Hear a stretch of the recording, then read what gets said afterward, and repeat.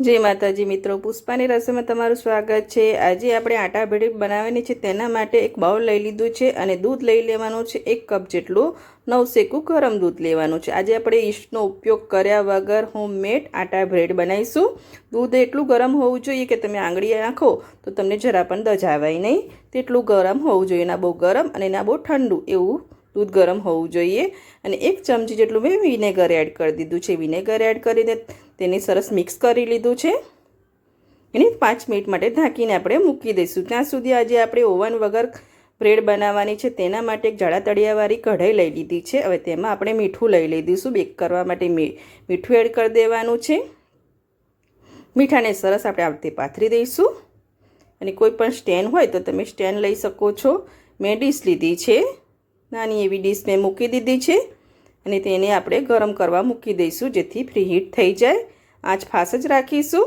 पहेला त्यां सुधी 5 मिनिट थई गई छे। आपणुं दूध पण सरस जो एकदम दाणेदार जेवुं थई गयुं छे। क्यांक क्यांक कणी देखाय छे ने एवुं करी देवानुं छे। हवे तेमां आपणे 2 चमची जेटली खांड लई लईशुं।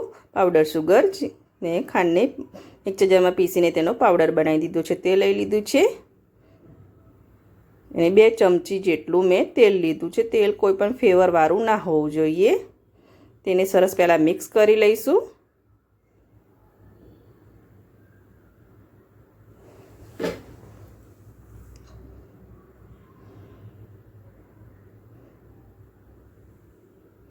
અને અડધો કપ જેટલું મેં દહીં લીધું છે। દહીં મીડિયમ ખાટું લેવાનું છે। ના બહુ ખાટું અને ના બહુ મોરું એવું દહીંનો ઉપયોગ કરવાનો છે।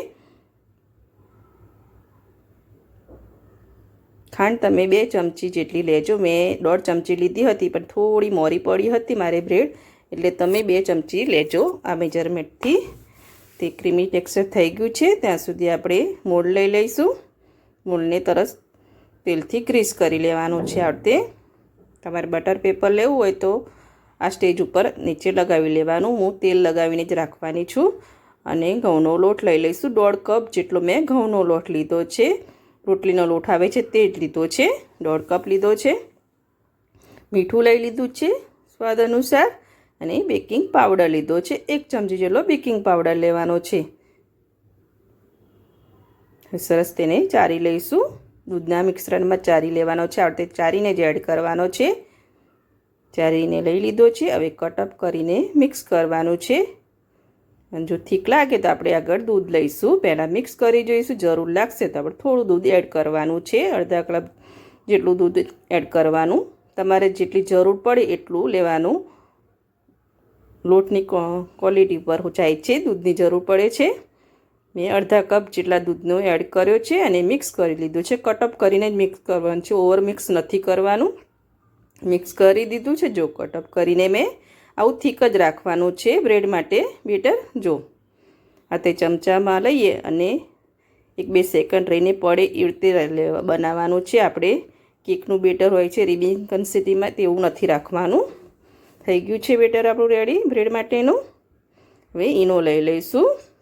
બ્લુ કલરનો ઈનો આવે છે તે લઈ શકો છો અને ગ્રીનવાળો આવે છે તે લેમન ફ્લેવરનો તે પણ લઈ શકો છો તમે। ઈનો એડ કરીને કટઅપ કરીને આપણે સરસ ઈનોને લોટના મિશ્રણ સાથે મિક્સ કરી લેવાનું છે। આ રીતે કટઅપ જ કરવાનું છે। ઈનો એડ કર્યા પછી 1 કે 2 સેકન્ડ જ તેને મિક્સ કરતા રહેવાનું છે। પછી તરત જ તેને મોલ્ડમાં ટ્રાન્સફર કરી દેવાનું છે। જે એકદમ જાળીદાર થઈ ગયું છે અને થોડું ફૂલી પણ ગયું છે ઈનો એડ કરવાથી। મિક્સ થઈ ગયું છે। તેને મોલ્ડમાં એડ કરી દઈશું। બધા બ્રેડના મિક્સરને આપણે મોલ્ડમાં લઈ લીધું છે। આ રીતે પહેલાં સેટ કરી લઈશું। આ રીતે ચમચાની મદદથી તેને સરસ સેટ કરી લેવાનું છે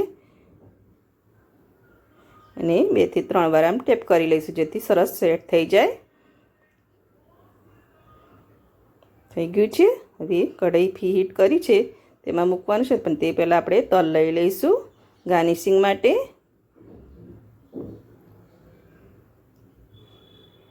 હવે કઢાઈ નીચે ખોલીને આપણે મોલ્ડ મૂકી દઈશું। બ્રેડવાળું જે મોલ્ડ રેડી કર્યું છે તેને બેક કરવા આપણે મૂકી દેવાનું છે।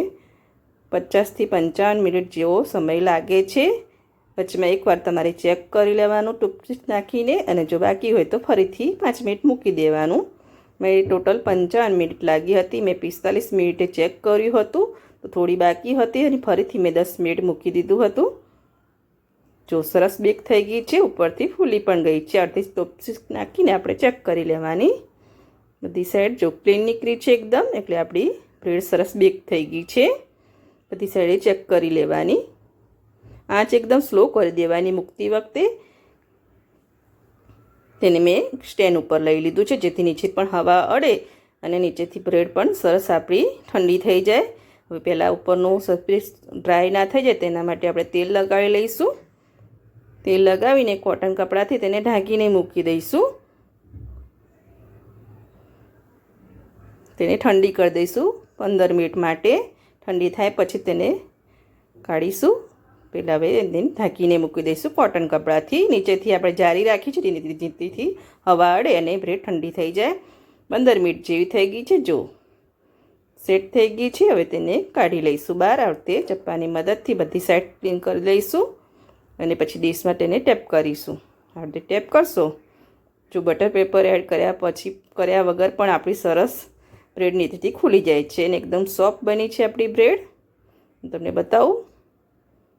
એકદમ સોફ્ટ છે, ફૂલી બની ગઈ છે આપણી આટા બ્રેડ, હોમમેડ આટા બ્રેડ. તમે એકવાર જરૂરથી ટ્રાય કરજો, બહુ ટેસ્ટી લાગે છે. અને તેને કટ કરી લઈશું. આ તે પીસમાં કટ કરી લેવાની છે. ઠંડી થાય પછી જ કટ કરજો. કટ કરી દીધી છે અને સર્વ કરી દીધી છે.